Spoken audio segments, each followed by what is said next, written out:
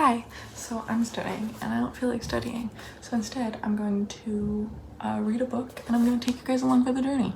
So this is The Subtle Art of Not Caring by Mark Manson. There's a second one called Everything Is Not Great. I am slightly altering the titles, if you couldn't guess, but there's over 1 million copies sold. It's #1 international bestseller. It's a counterintuitive approach to living a good life. I've heard so much about it. And like, I don't know, it's 200 pages. Well, it's 210 pages, which really isn't that bad. The first thing I'm gonna do that you should always do with new books is this is a hard surface. This is a book. So I'm gonna take the back thing, the front thing, and I'm gonna just press them down. And then I'm gonna take about 10 pages and about 10 pages, and then I'm gonna press them down. And then I'm gonna take some more, and typically I would go slower than this because I'm doing it on camera. I'm going faster, but I'm sure it'll work out just the same. And there's not that many pages in this book, so I don't think it'll be that bad. The Impact of Saying No, chapter 8, that's interesting. No is a very powerful word, I guess. I'm excited to read this. I've been meaning to read it probably 6 months now that I've had access to it, and I've been like, oh, I want to read that. Oh, I want to read that. And I just haven't, which you can probably relate to procrastination, as it's not something that's like otherworldly or what have you. But so as you saw, I just slowly pressed everything down, and now it like fans out a bit, but now I can open it to any page I want. And I don't know if you saw earlier, but I can probably show you on the other book that I also have, because I've been meaning to read both of them.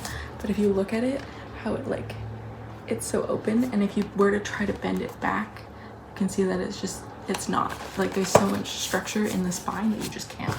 But now with this one, if I open it in the middle, I can basically lay it flat. Always do that with your books. I like it because it stops like the spine creasing and stuff like that. But anyways, now I'm going to start reading this, and I'll be back whenever I find something interesting.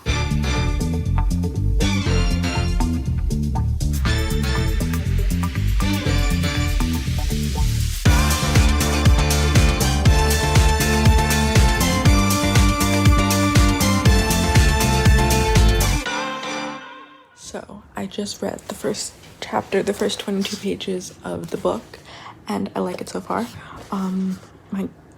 The ideology kind of that I've come up with over the last, I don't know, 2 months, is reflected in this, because I've always said that like my biggest issue in life is that I can't escape myself. I can't get out of my own head. I am trapped with me, and that is the worst part of my life, is me, is the fact that I can't escape from myself. I don't know how better to describe it, but there's a part in here that was basically describing, yeah, if you constantly compare yourself and think of yourself as worse, then you're going to be living in hell, because your brain is the hell. He says that he's mainly writing this as like it's trying to teach you that just life isn't good all the time. Life isn't sun and rainbows. I live in Canada. Sometimes there's snow, sometimes there's hail, sometimes there's rain, sometimes it's sunny, sometimes it's cloudy, sometimes it's foggy. All that means is you change what you wear whenever you leave the house. And it's not, oh no, now I'm gonna get my socks wet, now I have to go find this jacket, now I have to go borrow this umbrella and I know that they broke it, you know? It's okay. And I think that's kind of what this is about. It's also about saying you are allowed to feel strongly about things, but you need to choose wisely, because it is exhausting to care that your socks are the same height. And it's exhausting to be constantly trying to figure out how to have a glow up and just not having one because you still don't believe you could possibly look good. I don't know. It's just, I think the first paragraph is set up well, and I 100% I 100% understand the ideology of don't try. Anyways, now we're gonna go into chapter number 2. What time is it? It's now 11:43. Oops, it's 11:43. I'm not a professional YouTuber yet. Is that a pimple? Anyways, it's 11:43, so it took me 43 minutes to read that, and I'm going to read the second chapter now.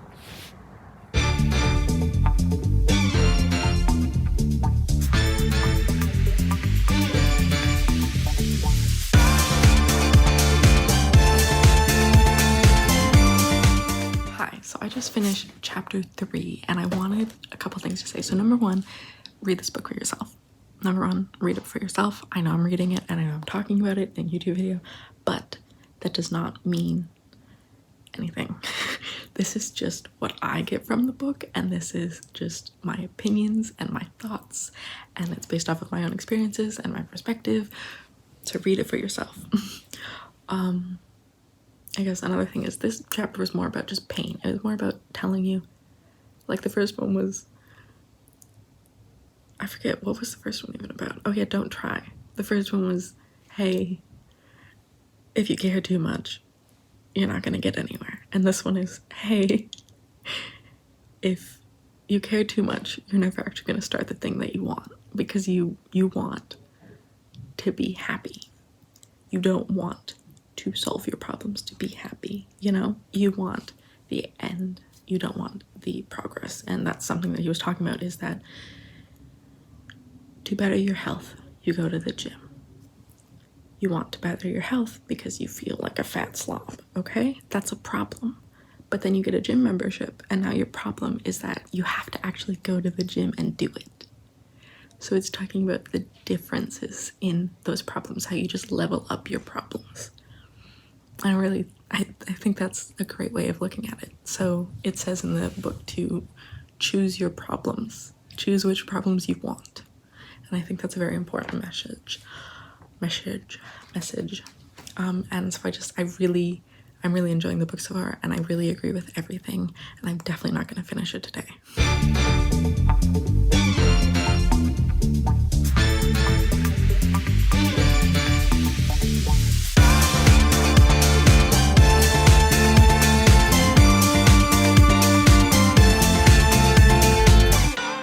So I recently finished chapter 3, and so this one I feel like was basically all about entitlement, and just before I talk about entitlement, so he's really good about like continuity and like feeding you slowly, so that you're like, oh, that makes sense, if you don't already agree with it. But something that I was like, oh, that's interesting, was self-worth is about how you feel about your negative parts and not your positive parts. And I can kind of sum it up by saying, if you can't say the thing that makes you the worst person ever, then you're probably going to feel worse about it than if you could say it. And I feel like that's very important to think about. So what's the worst part about you? What's the worst part about you? Just out of curiosity. Which is a way I've started the conversation, and most people don't like it. Most people feel like it's too personal off the bat, so don't start a conversation with that. But you've already been watching this video, so whatever. Also, he talks about trauma. So he says, when real traumatic shit like this happens in our lives, we begin to unconsciously feel as though we have problems that are incapable of ever solving. And this assumed inability to solve our problems causes us to feel miserable and helpless.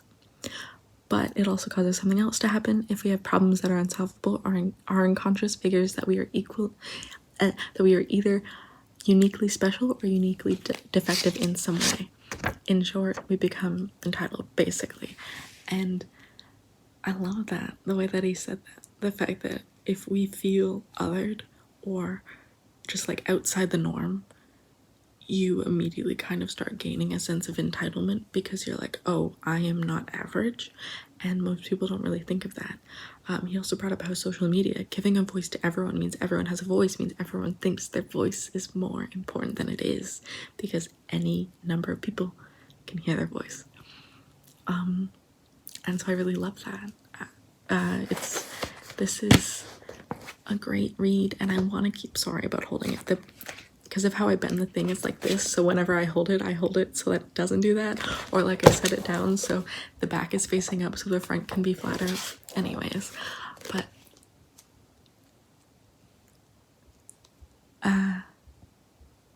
thank you, Mark. I'm going to keep reading. I'm going to read the first chapter, and then I'm going to see if any big revolution happens, because I really want some big revolution to happen, because I give way too much. I care way too much about every little detail, and it sucks, and I realize that. So I'm hoping this book can teach me how to not do that. Hello, so it's day 2 of this whole excursion. It is very snowy, but I am excited to at least be close to finishing this book today. I got to chapter 3 and then my family got home and it was too loud, so I couldn't focus. But today, hopefully is different.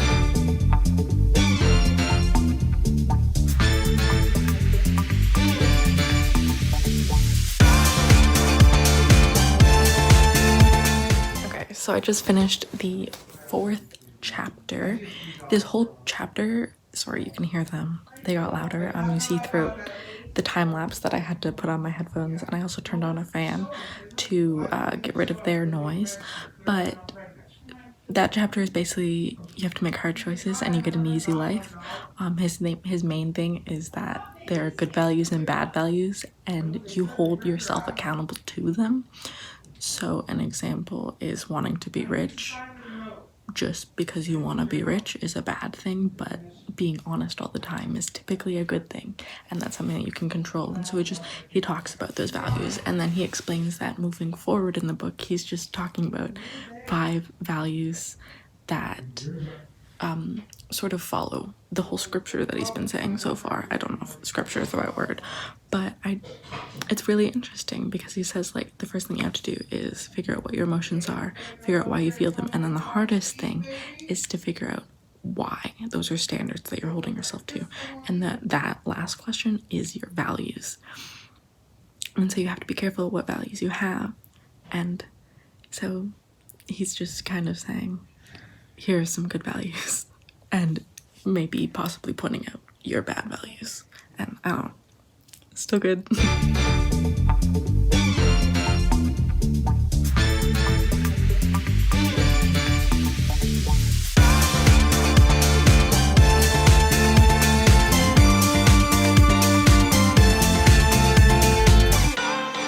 Okay, so chapter 5, I feel like is like we're starting to like getting into the good stuff, because now I'm kind of like, oh, huh. But basically this chapter is you have the ability to choose. It might feel like you don't, but you have the ability to choose everything. One of the great joys in life is that you get to choose how you respond or react to things. And so everything is your choice. And he also specified the distinction between your responsibility versus your fault, because typically in our society they're together, and he just kind of explained how you can take responsibility for something and not be at fault. So he gave the example of, if a baby's brought to your doorstep, it's not your fault that it's there, but it's your responsibility to ignore it, take it somewhere to get help, or just feed it, do a pipple, is what it said. But yeah, so it was just about how everything is your choice. Even if you feel like it isn't, it's still your responsibility, kind of thing. And I like that. I've actually been thinking about that in my personal life as a, what if I just acted like everything was my fault? I'm still contemplating that idea, but according to this book, maybe I should just try to do it and see what happens. But before I make any conclusions, I'm gonna finish this book first. So we're moving into chapter 6, which is You're Wrong About Everything, But So Am I. I would just assume that this part of the book is kind of saying, get over yourself. Is probably what it's gonna be about, but we'll see. See you in like 45 minutes.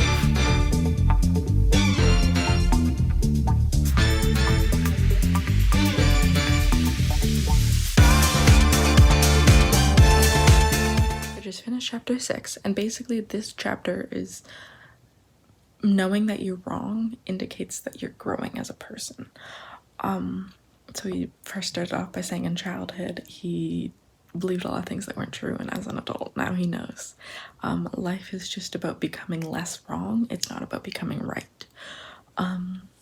He also talks about the innate biases in our own brains, because our brains create meaning from everything that we've experienced, and it tries to make it make sense.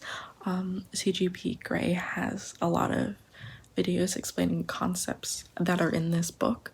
One thing is the same concept, which is he sort of did it through split brain. His split brain video, where he shows that right brain doesn't actually know why left brain is picking that item, but right brain still acts like it knows, even though it doesn't, because the brain spheres can't communicate with each other. So it's impossible that it knows what's happening. But you lie to yourself a lot. And so CGP Grey, go watch his YouTube videos, they're good. But like the main point that he ends off at this chapter is to always second guess yourself. So like I think of scientific theory and scientific research. During scientific research, you're not trying to prove that you're right. You're trying to prove that you're wrong. You're trying to think of all of the things that you're forgetting that may impact this. So you're never trying to prove that you're right. You're always trying to prove that you're wrong. So if you come out with something, it's like, whoa. All of these adversities and this thing is still right. That's crazy. It also talks about Mason's law, which is just that you're always going to avoid stuff that impacts your identity. And then it goes into a couple questions that you can ask yourself to sort of just reflect and see if you're wrong. So like the first one is, what if I'm wrong? What does that look like?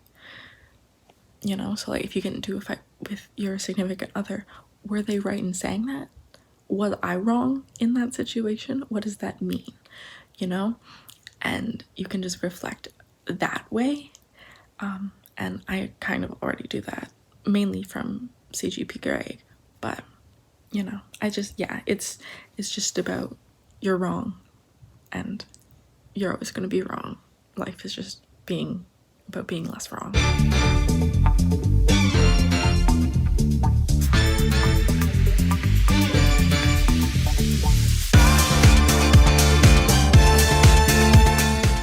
So I just finished chapter number 6. In this chapter, the main takeaway I found, at least, is that you need to reframe what success is. So instead of saying this is success, you have to make the process the success. So he's saying that it doesn't go motivation, inspiration, action. It goes action, inspiration, motivation. So if I were to start a school project, and I don't want to do it because I'm overwhelmed by how big the project is or something, just do the title page. And then that action will inspire me and give me motivation to learn more about what I actually need to do in the assignment. And so it's the principle of do something, which, yeah, I already subscribe to, so yeah, but all of these thoughts that are in these books have definitely made it into mainstream culture and like media, because as I said, I've already seen every single one of these and I subscribe to them already. It's just he's wording them or he's saying certain things that are new. So like the concepts aren't new, but his take on the concepts is new, I guess.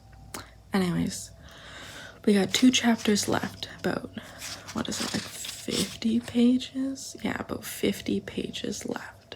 Okay. Hello, it is now day 3 of reading this book, which makes sense. I could have read it in one day, I just didn't want to.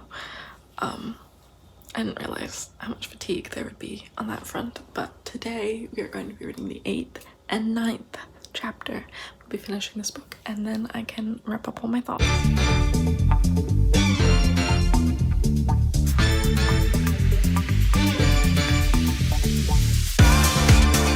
Finished 8th chapter, and basically this one is about saying no and building boundaries, and there's a bit about building trust and having commitment and like the joy of commitment. And so the first thing he says is that there's freedom within honesty. So if you can have honesty, there's a sense of freedom because you're not, you know, saying that you like an outfit whenever you don't. And then he also added that there's, from rejection, you get honesty, obviously, and there's value to that honesty with rejection. And so rejection is super important. He further says that, kind of later on in the chapter though, but by saying that conflict builds trust and intimacy. Like, you have to have conflict in a relationship in order to have a greater sense of intimacy and greater sense of trust, which, you know, that makes sense. You can't really solve a quarrel between 2 people without a conflict.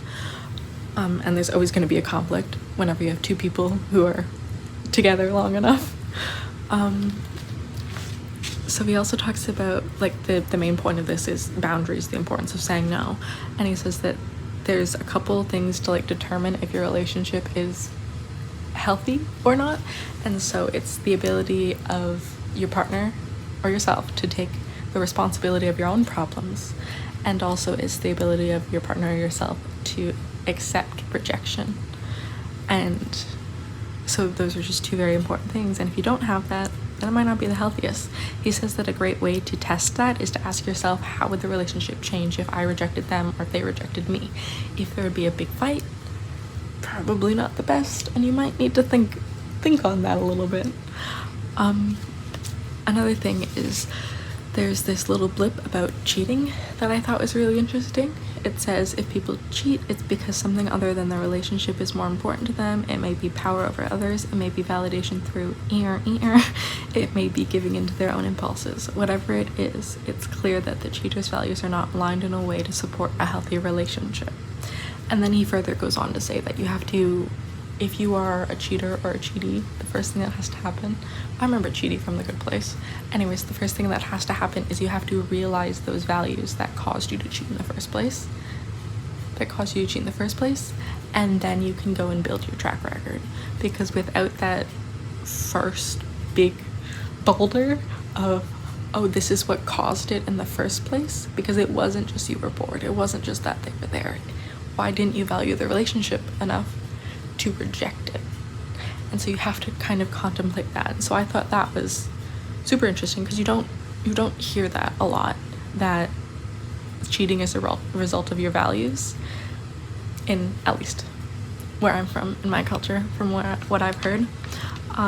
It also kind of continues the point that he was saying in earlier chapters, that there's always consequences to your choices, and you choose those consequences whenever you choose those choices. Also, he says that commitment offers a wealth of opportunity in and of itself.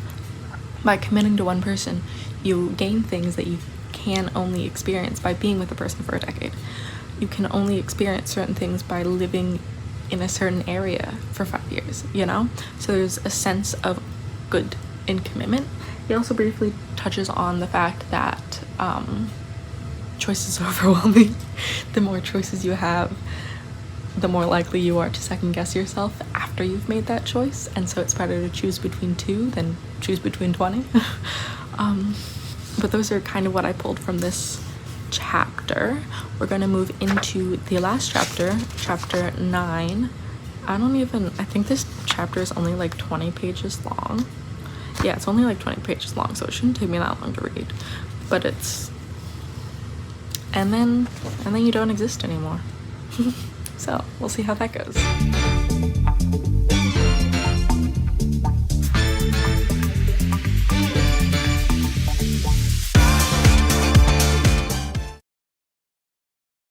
So I've just finished chapter 9, and as you probably could have guessed, it is about death and dying and kind of accepting this.